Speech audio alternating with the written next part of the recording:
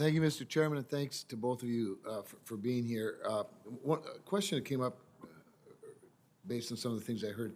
Have we committed to completely supporting the current government in Afghanistan should it fall into an all-out civil war? And if so, what would that commitment include?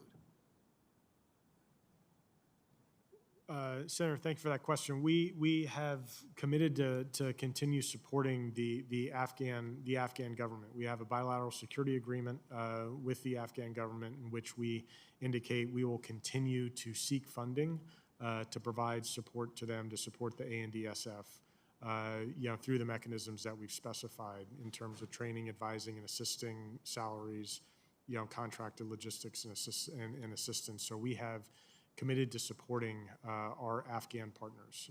And through this negotiation period, through the implementation of the U.S.-Taliban agreement, we have continued supporting our Afghan partners as they've been fighting the Taliban.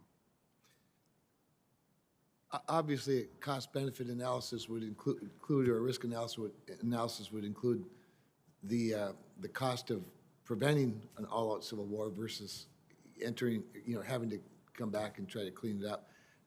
And I could associate myself with every comment that's been made by my colleagues, even the ones that conflict. That's how conflicting this is, I think, for a lot of us, as it is, no doubt, for you all.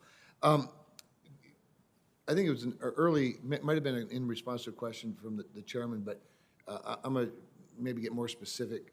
Or I think you mentioned something about ISR capabilities and whatnot. What type of unmanned or space-borne capabilities do we need to maintain or even enhance to minimize the possibility of global terror threats?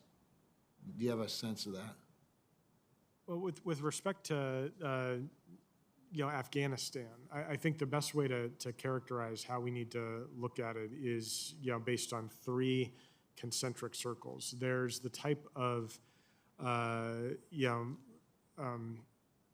footprint or apparatus that we would do within Afghanistan. It's based largely on our relationships with local partners, ANDSF and the Afghan government, to be able to understand what's going on within Afghanistan.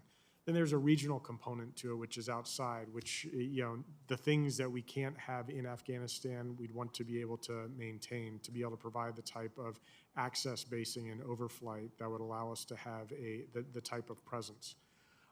Then there's kind of like this broader global framework where it includes not only national technical means, but also the types of capabilities that may not be resident within the region, but that we could flow into the region on an as-needed basis.